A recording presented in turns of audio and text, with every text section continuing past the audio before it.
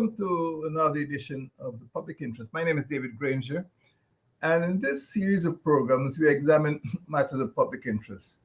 And today, we want to look at the situation of older persons in Guyana. Um, the fact is, and the truth is, that everyone must eventually get old. And young persons, sometimes they think they're young forever, but it's not true, of course. And eventually, all persons get old, and we need to understand that it's inevitable. Getting old is inevitable, but suffering, enduring misery is quite avoidable. And in this program, and maybe in this series of programs, we aim at getting a good life for everyone, a better life for everyone, without having to suffer. Well, of course, it's an ideal, but you get old, but it doesn't mean that you have to be in pain and agony all the days of your life. What do you mean by old people? Well, according to the United Nations, anyone who is 60 years and above is old, an older person. And the demographic fact about Guyana is that over the years, there are more and more old people. For example, in 2002, only 46,000 or thereabout persons were classified as older persons. But 20 years later, in 2020, there were 85,000 older persons. So you can see what has happened in the space of just 20 years. The number of older persons moved from 46,000 to nearly 86,000. That is important. That is significant because older persons have special needs, and we only could plan for older persons and examine the demographic trends because clearly the movement of the population is in one direction. What used to be a dominantly younger population is now eventually becoming predominantly older population. And life expectancy in Guyana is just about 70 years. And it's not very high, frankly. Guyana is ranked about 137, which means that, there are 136 countries where people live longer than in Guyana. Now, as I said, aging is inevitable. And once you get older, you are likely to face financial, medical, and social challenges. Excuse me. And if you don't have enough money, if you don't have a social safety net, if you don't have medical, if you're not very healthy, it means that your retirement could be very unhappy. 2 out of 3 persons will require support. That is what they call ADL, activities of daily living. This is basic self-care. These are functions such as bathing, dressing, self-feeding, and personal and toilet hygiene. These functions might be difficult for older persons, especially if they are paralyzed. And some people get a stroke, some people are partially paralyzed by arthritis, sometimes dementia. And during this period, when you have younger persons, maybe family members, staff members, depending on where you are, it might be unpleasant for persons to be cleaned, or bathed by other persons. That's not the way they grew up. As a result, they may suffer alienation. They may suffer depression. They may suffer discrimination and frustration. I recall a situation in which a pensioner went overseas to stay with his family, And early in the morning, all of his children and grandchildren went to work or went to school. And he waited patiently for them to come home. And when they came home, all of them went to the rooms and looked at TV. The next morning, the same thing. And after a few months, he just got frustrated and came back home. He told me that he stood at the corner of a street in New York and he couldn't recognize a single person. He'd obviously come from a village where most people were known to him. But the point they're making is that frustration could set in and sometimes alienation. And when older persons have to rely on younger persons, sometimes, persons who are not personally known to him, sometimes relatives, they can feel humiliated, having persons, physically handle, them, in a private way. But older persons should not be dismissed. They are repositories of valuable education, repositories of expertise, repositories of experiences. You can't fake experience. After you live 60 years, you've learned a lot of things, and these things don't suddenly go away simply because the clock strikes 80 and you're now classified as an older person. So you haven't become useless overnight.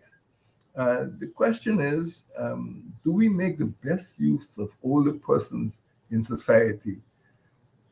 Many factors affect older persons, and they could be underserved or perhaps ignored by the healthcare system.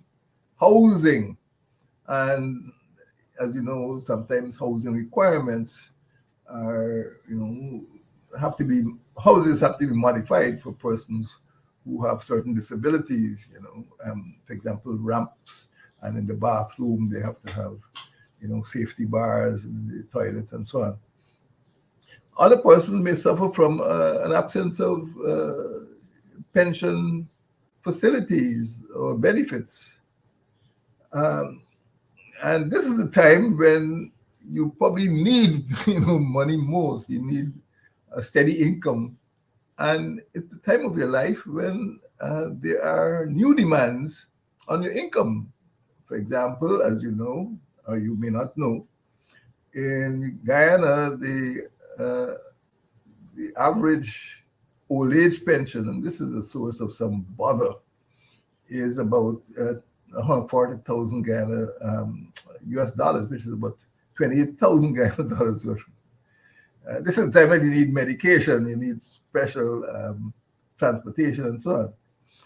So Guyana average state pension is about $140,000. But in Trinidad, the average state pension is 445 US dollars, which is much bigger than Guyana. Is over 3 times what Guyana's state pension is. And even in Barbados, the average monthly state pension is 460 US dollars. So you can see that comparing Guyana with Barbados and Trinidad, Guyana is at the bottom of the scale in terms of state pension. And I think the media have been dealing with this topic within recent weeks, but not very successfully. When the AP and UAFC coalition went into the ninth parliament, state pension was 7,500 Guyana dollars, and we had to struggle to raise the pension against stiff opposition. And at the end of it, at the end of the 11th parliament, we were able to raise the state pension to about 20,000. I was very happy. I mean, it's not enough, but I used to receive thank you letters from pensioners simply because we moved the state pension. And if we were we're not in office, but we certainly would have continued to raise the state pension to something which is more livable. Right now, it's $28,000. $28,000 is not livable. And we have a problem with insurance. persons who have not registered or for some reason or the other are not qualified have to rely only on an old age pension, a state pension, and their personal savings, if they have personal savings. Now, this is not a matter of blame, but it's a matter of fact that sometimes, I remember in the early days of the NIS, there was great suspicion, and certain political parties refused to participate in the national insurance scheme. And even when that was established, they discovered that it was a financial bonanza, and they started to use the NIS funds for all sorts of purposes, like financing the Berbice River Bridge and so on. But that's another matter. The point is that many people are not registered, and we had some I would call skullduggery, because there were some well-known business places which deducted NIS contributions from their workers but never paid them over to the NIS. So when people retired, they couldn't get the pension because the corporations which had employed them did not submit or remit their contributions to the NIS. They simply used workers' NIS contributions as a sort of loan, and it's obviously dishonest and illegal.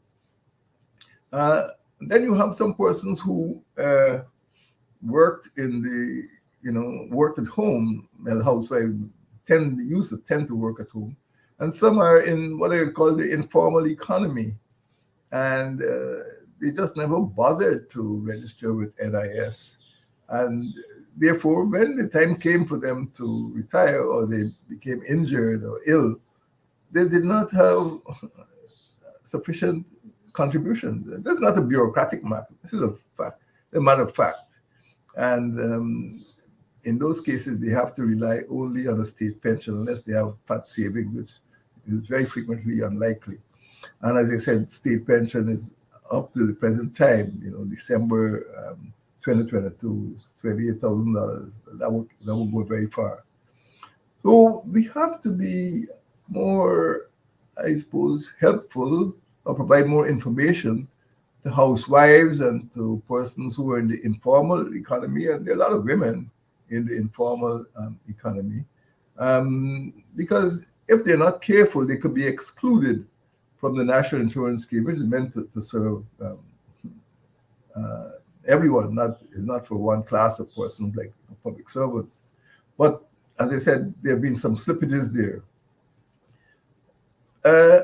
Older persons could rely on some supportive institutions and organizations. They do have rights, and they have, or they ought to have, access to quality service, access to safe and sanitary, healthy environment. And they should have access to privacy, and they should be protected from abuse.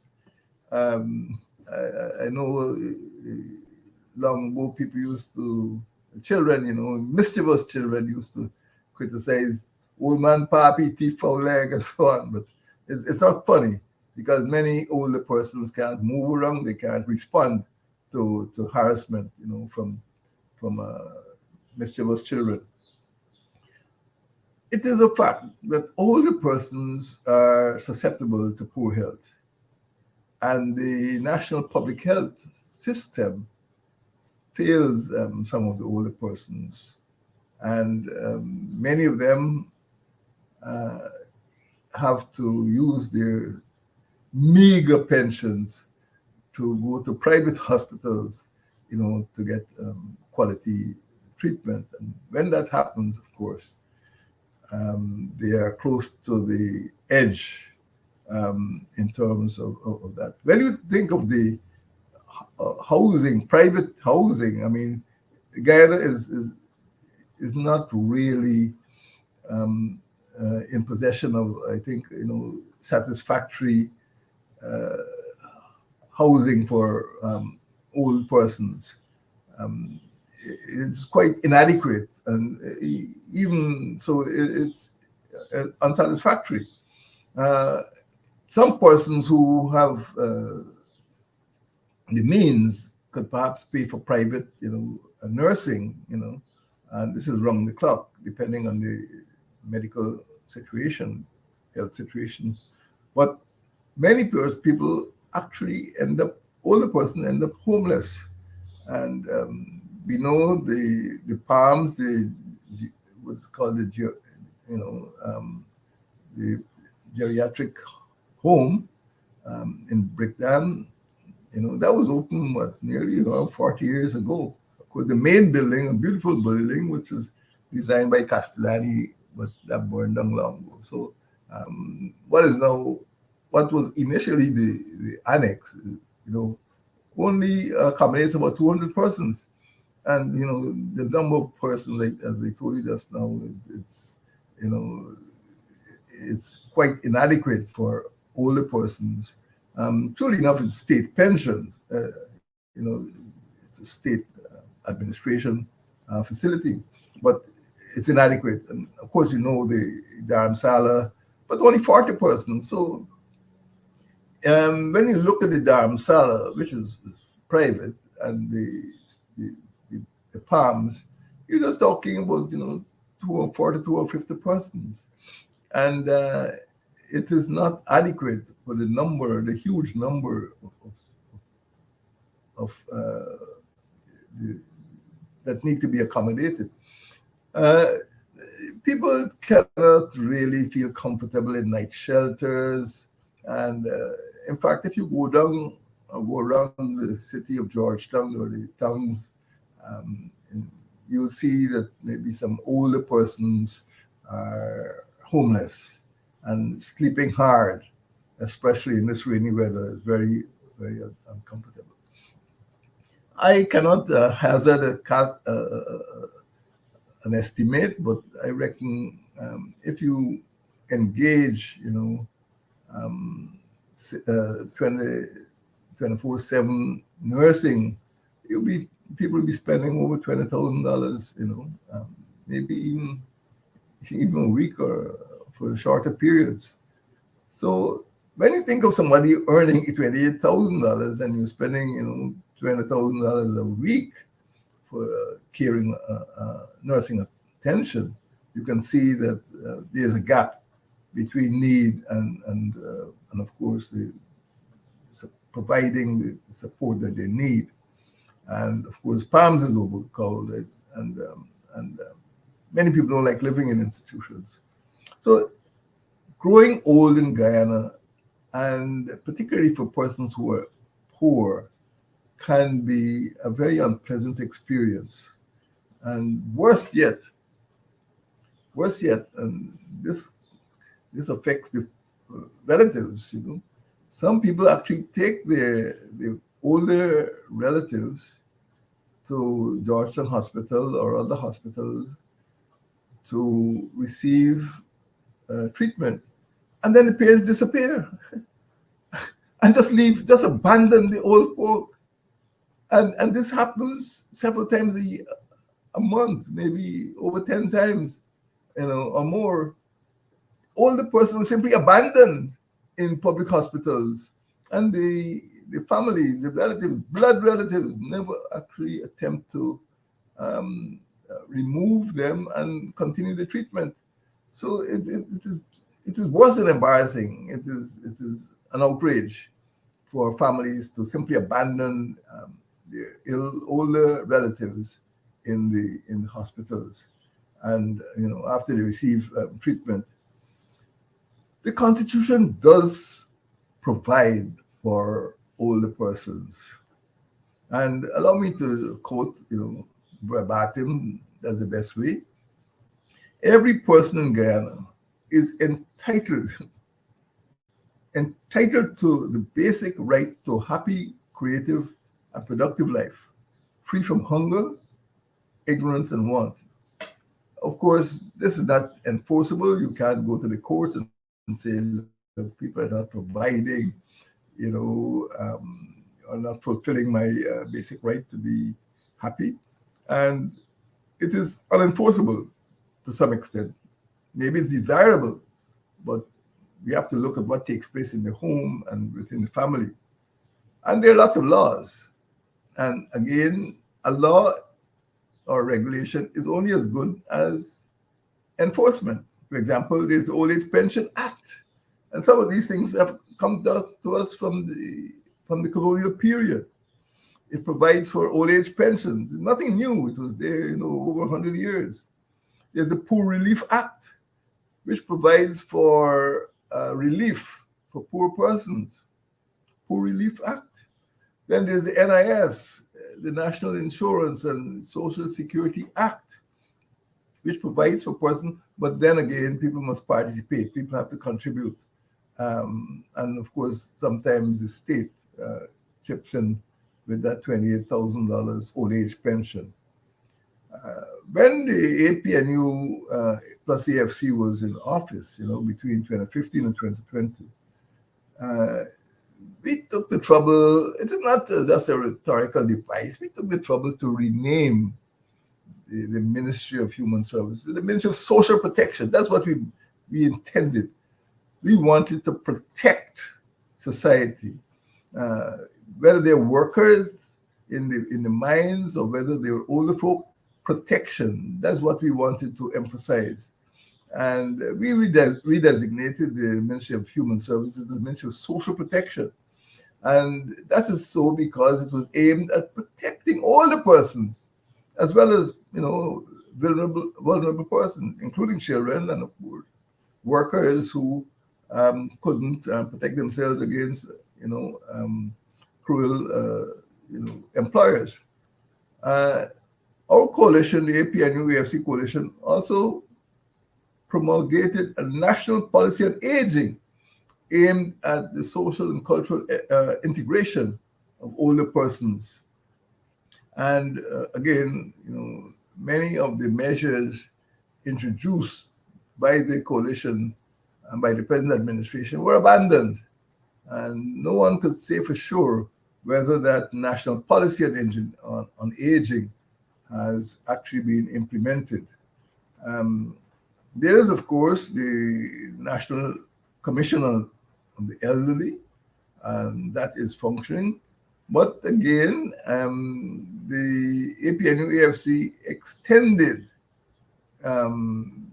the Commission's repertoire, you can call it, establishing new dawn clubs around the country to promote social intercourse. And the coalition also implemented and planned for older persons by ensuring that they were provided better financial and other resources.